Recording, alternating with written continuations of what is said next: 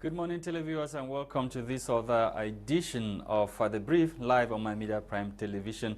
We have an interesting package for you today, and we shall be talking about what is happening over there in the northwest and the southwest regions of Cameroon, talking about school boycotts that have been called by Ambazonia diaspora leaders, and apparently so many teachers are not going to school. Pupils who went to school this morning in Bamenda, as reports and other newspapers are telling us, they didn't find teachers in their classroom, which are equally talk about the match of yesterday pitting Cameroon and Ivory Coast, and Cameroon won the match, and they are safe as we speak now when it comes to Qatar 2022. Bomotonguina Gwladys is already around with the headlines in the French language. Bonjour Gwladys, bienvenue. Bonjour Lasha Christain. How are you doing this morning? Je vais très bien, merci. Lions? Effectivement, les Lions indomptables nous ont donné le sourire hier. Bref, 1-0, c'est quelque chose à louer. Bonjour à vous, j'espère que vous êtes aussi dans la joie par rapport à ce résultat des Lions indomptables hier.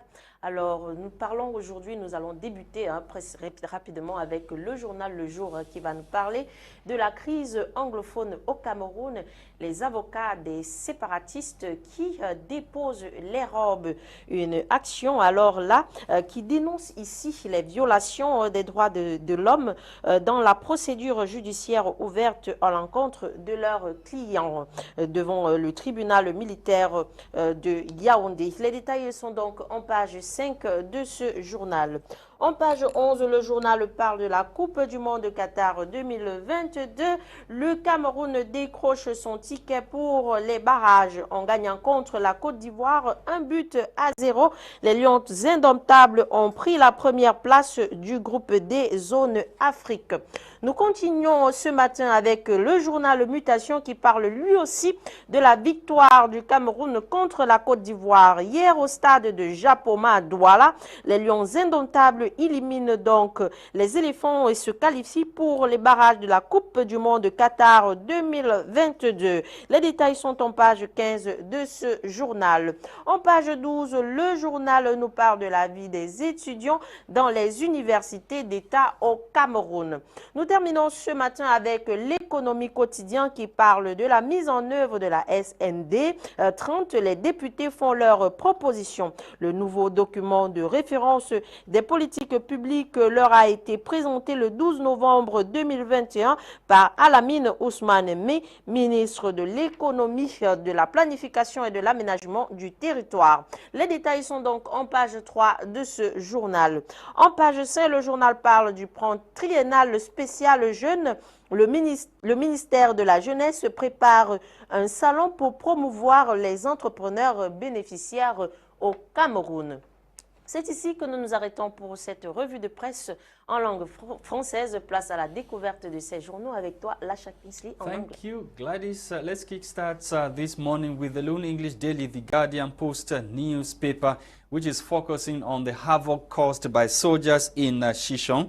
That is in Bui division of the northwest region of Cameroon. Recently, the paper writes in one of its major headlines, soldiers in search of Amba fighters ransacked Shishong Hospital. Mercilessly torture security guards, molest patients and health officials in that institution. The paper goes ahead to explain that the staff and the patients of St. Elizabeth Catholic General Hospital, that's in Shishong, in Kumbu, Bui division of the northwest region of Cameroon, were taken unaware in the afternoon of Sunday, November 14, by parading soldiers who stormed the vicinity in search of separatist fighters. The exercise turned out to be an over 2-hour ordeal, according to the newspaper, leaving patients as well as medical and non-medical staff of the facility shocked. Narrating the incident in a release, Dr. Saint Anglophone Alain, that's the director of the hospital, said it was a surprise invasion, the second of its kind in that institution. The soldiers who, she said, were armed with sophisticated weapons and dressed in combat attire. A frightful scene for all, especially for patients in a hospital setting. We stay with the Guardian Post newspaper to talk about rising violence in the northwest and southwest regions of Cameroon. US, UK, Switzerland, Canada issue another empty condemnation. The paper is telling us that the government of the United Kingdom, UK, United States of America, USA, Canada and Switzerland have in a joint release condemned the recent wave of violence in the northwest and southwest regions of Cameroon. The heads of the aforementioned diplomatic services, according to Cameroon, made the pronouncement in a release which has been described by many as political watchers, or described by many political watchers as another empty condemnation. More details on page 3 of this edition of the Guardian Post newspaper. We stay with the Guardian Post to talk about power tussle at the Limbe City Council. SDO waits in as power tussle goes dirty. Yesterday, an in-camera session was held at the City Council with officials or top officials of the said institution after the game or the power tussle went dirty, as we are told. On to the Herald Tribune. The Herald Tribune is also interested in the armed conflict in the northwest and southwest regions of Cameroon. US, UK, Canada, Swiss embassies weighed in, condemn recent attacks perpetrated on civilians as well as members of the defense and security forces in the two English-speaking regions of the country. The heads of the different diplomatic corps in the country has urged the government of the Republic of Cameroon to engage in a meaningful and sincere dialogue in order to put an end to what is happening in those regions of the country. Let's take you now to Bui Division, where the senior divisional officer has threatened teachers with sanctions for sponsoring, or what he terms sponsoring, separatist activities in that part of the country in a bid to maintain the status quo of no school resumption in the entire Bui Division. The warning was contained in a letter addressed to the various divisional officers in Bui Division, or sub-divisional officer in Bui Division of the northwest region of the country. So the letter is warning teachers or absentee teachers who are alleged to have been sponsoring Ambazonians for to maintain the status quo of no school resumption in that part of the country. And equally in Upper Sanaga, environmental disaster looms as Chinese grab over 6,000 hectares of farmland.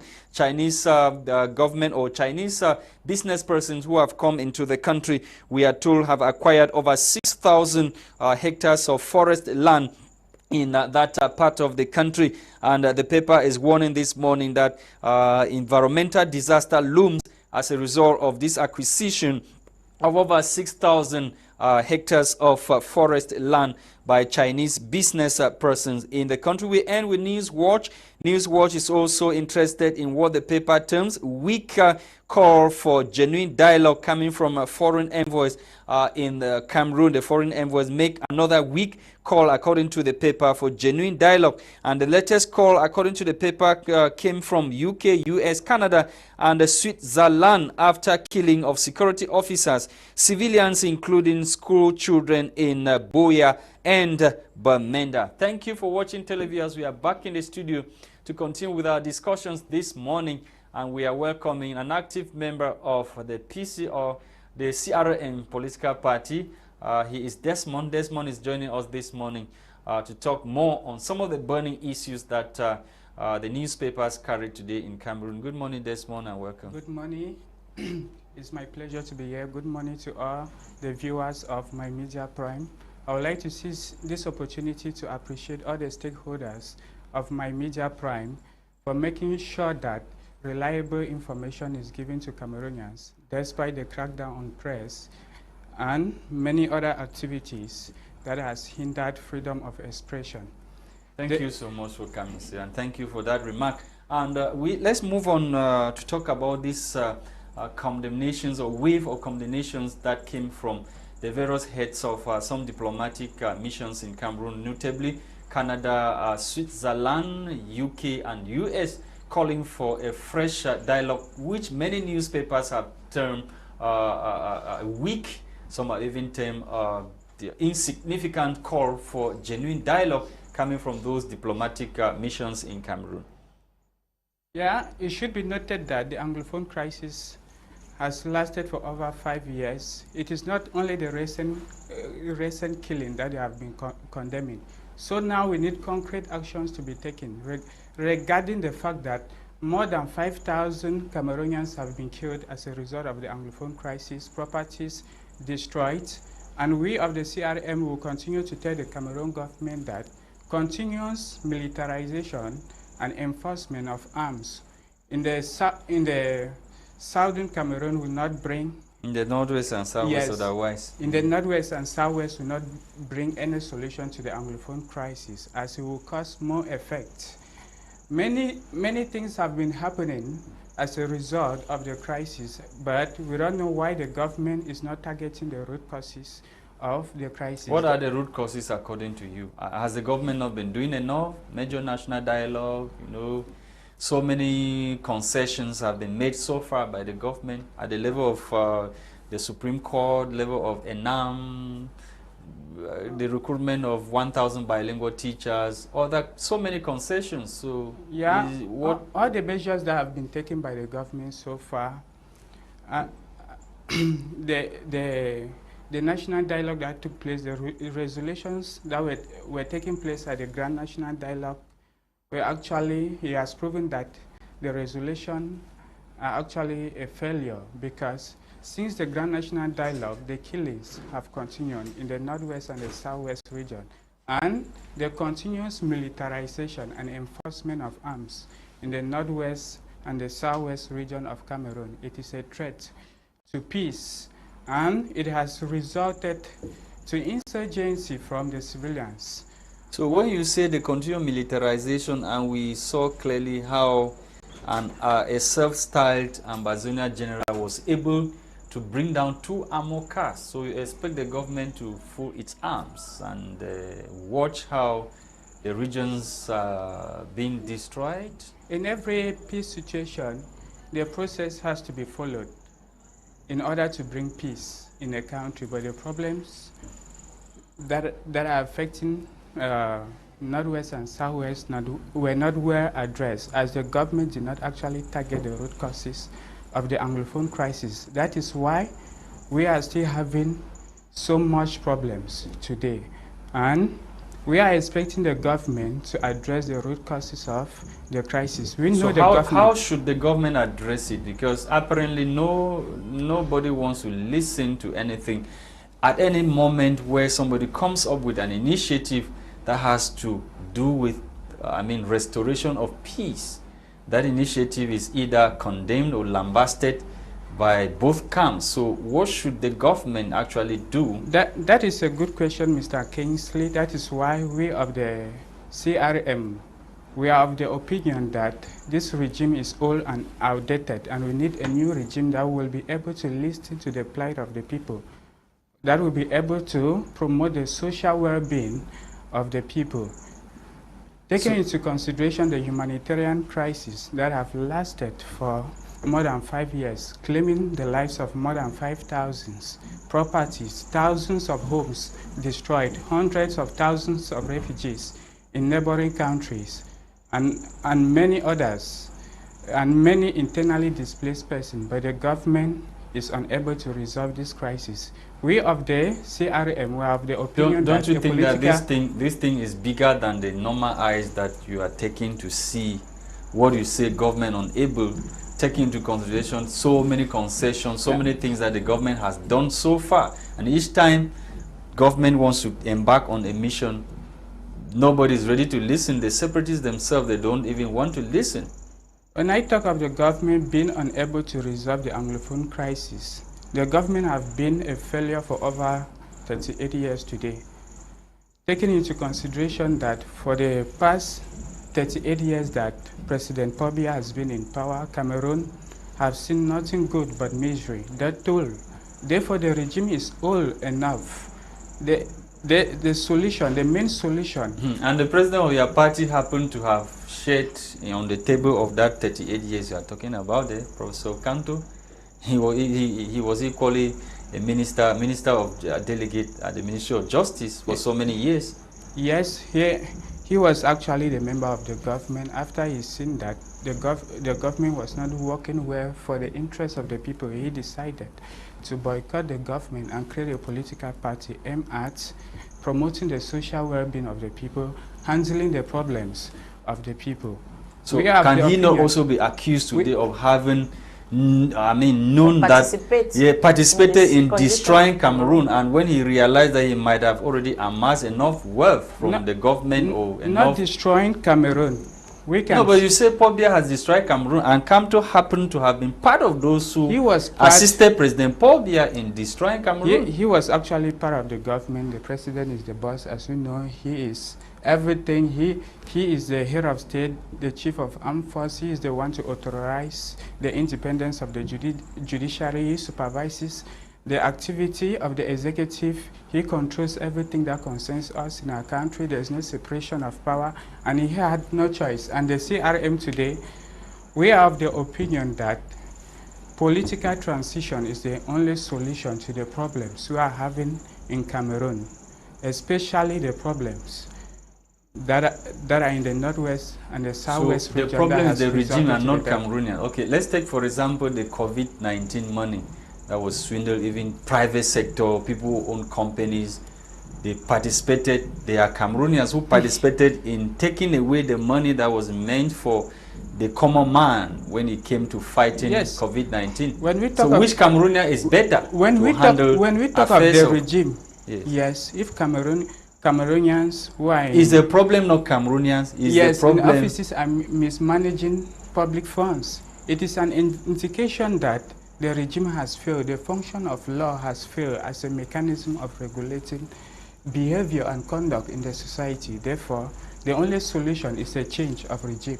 And we are tired of the regime. Change of regime, which necessarily means change of the law or the regulations they are talking about? We mean change of power, change of the regime, political transition. We are tired of seeing the same people. Since I was born, I have not known any president except the one we know. And the members in parliament, the government, they are the same. Ok, merci. Merci beaucoup. On retrouve les enseignants au jour d'aujourd'hui entre le marteau et l'enclume parce que les séparatistes décident qu'il n'y a pas cours et les élèves qui se retrouvent dans les établissements et les enseignants ne sont pas là. Et à présent, les enseignants sont menacés d'être en train d'encourager les séparatistes dans leur lancée.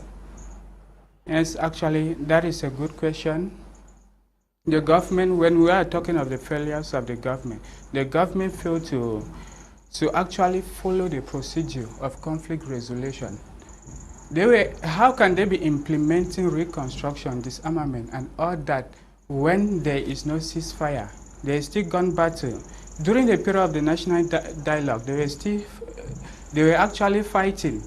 So you are saying that schools should be halted. No, I'm not saying that people should not go to school. I'm saying that the government should follow the procedure. So what is the procedure of conflict resolution? What place does school, have in conflict in that their procedure of conflict resolution?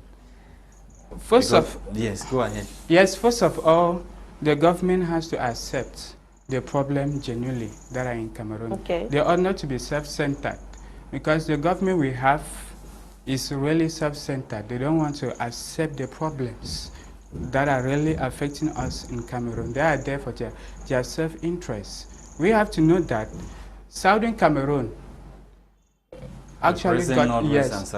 presently Northwest and Southwest. They were administered by Britain.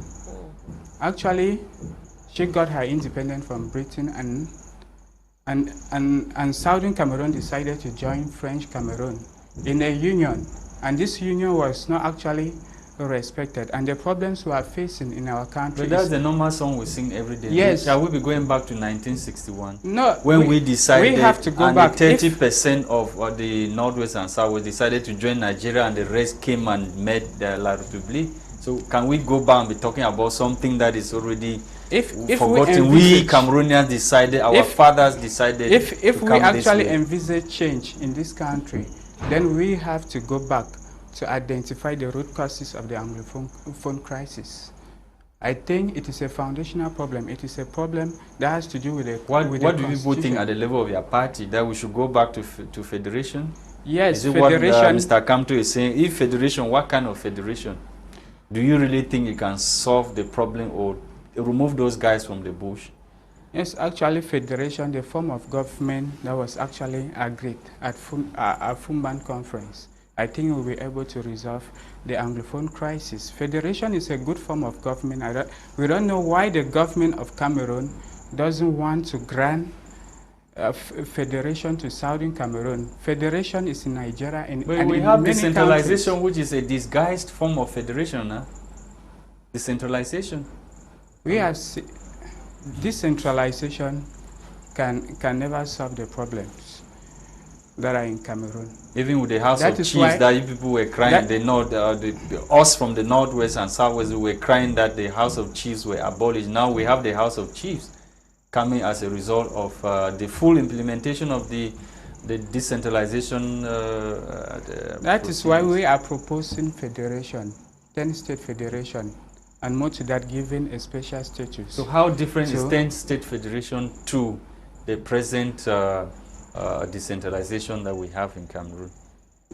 Decentralization in Cameroon has no impact on the economic affairs of the country, since the president is still the one to do everything. He is still the one to control the executive, the executive, the judiciary. Everything concerns the president. This centralization of power is what we want, a situation where we Cameroonians, we will be able to elect our governors. Ok, merci. On a les avocats des séparatistes qui ont déposé leur robe parce qu'ils jugent que, comment on explique ça, pour eux, ils jugent que les procédures judiciaires ne sont pas ouvertes, ne sont pas justes en faveur des séparatistes. Yes, actually, the judicial system that is applicable in Cameroon cannot be effective, and we can say that we of the CRM, we can attribute that to one of the cause of the Anglophone crisis. We all know that we have two legal systems in Cameroon. But that was harmonized since then. Harmonized. The harmonization cannot work. Let us take example of what is in Canada. It is not the same. Like what is happening in Cameroon. But here in Douala, there is presumption of innocence. You go to court, people are not just trying now. Like you want to tell me that this other way that they practice civil law, you are already guilty before you are even proven guilty. But that's not what I see in some of the courts that I've visited. People are actually presumed innocent before, you know. Instantly, the civil law and the common law can never be merged together. The situation won't work. So it is better the civil law that was applicable in French Cameroon continues in the 8th speaking region of Cameroon, and the English law continues in the English section of Cameroon. That is what we want, because there is a lot of confusion. Even the students and the graduates in ENAM, when sent to the English part of Cameroon, they don't know which law to administer due to confusion. And I think due to the... No, but it is clear now that when you are this way, you can apply that. It is very, very clear. It is very clear. It is clear, but it is difficult for the two legal systems to be fused together. And I think that has to be addressed. Okay, apparently we have indication that Evis Mbane is on standby from Yaoundé. We're sorry about that, Evis. You have just 3 minutes to make your points across. Thank you for joining us, Evis. Good morning. Thank you, Mr. Lasha, and good morning to all of you in the studio. Yes, we are talking about this move that has been taken by soldiers to storm the Shishon hospital, searching for separatists, as well as the lawyers of Sisiku, Ayuktabe, and the rest who have decided to stop going to court, citing the heavy hands of the executive in the judgment. Well, I think all of that falls in line with the violation of human rights, and it is nothing strange with the regime in place. It is but known to everybody that schools like hospitals and churches are places that the military or uniform officers are not supposed to invade in times of wars, like is the case in the southern Cameroons. But when they go there and they create havoc, of course, it tells you just one thing, and which I will say here, that the real problem that we face by the southern Cameroons, the crime of the people in that part of the country is just the fact that they are southern Cameroonians, and that's why the military permits itself to go to whatever level or whatever place that's so. No, but that hospital is a referral hospital in the Central African sub-region, so you cannot say what you are saying, which means that even francophones from the other regions, they go there for treatment. So when the military comes, they will select Anglophones to target. Is that what you're saying? It doesn't matter. It doesn't matter whether there are francophones who go there or not. The idea here is that. So you are saying that Cameroonians too will be affected. So I'm trying to make that point clear, where you're saying that the crime of being an Anglophone or a Southern Cameroonian. The point here is this. The objective of this regime is to make sure they destroy all the institutions that do exist in the southern Cameroon. That's the point I'm making. It doesn't matter whether in those hospitals they have francophones or not. They are out to destroy all that belongs to the southern Cameroonians or in that part of the territory. That's the point I'm making. Okay. So what do you have to say about the issue of the Anglophones in Kondengi? Their lawyers, so separatist leaders, their lawyers have said enough is enough. They can't take it.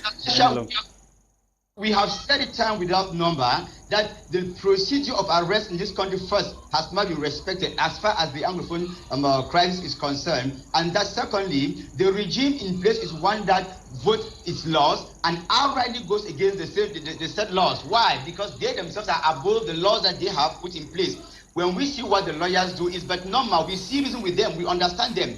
I, for one, I have witnessed several cases at the military tribunal, and we've seen how the lawyers put in all their best to protect over certain decisions that are taken by the same jurisdictions that do not tie in line with or do not tie with the law in place. But like I say, when people vote laws and they themselves place themselves above the same law, it's but normal that we should find ourselves in such situations. The only thing I can regret here is the fact that the southern Cameroonians are paying a heavy price for this, because at the end of the day, what we see is the fact that they give you the impression that what matters is what they decide for you and not what the law says, or it doesn't matter what you do as be the lawyers or victims themselves. Thank you, Elvis, and we're sorry for keeping you waiting. Thank you. Hope to have you tomorrow or some other day. It was a pleasure having you from Yaoundé. I hope next time you have to balance that time too. Yes, of course. We are sorry about that. Thank you, Desmond, for coming. Thank you to televiewers of My Media Prime. It was a pleasure knowing that you took out time this morning to watch this very edition of The Brief, which was produced for us by Christain Tebong, and we were Bomotonguina, Gwladys, and Lasha Kinsley. Bye-bye.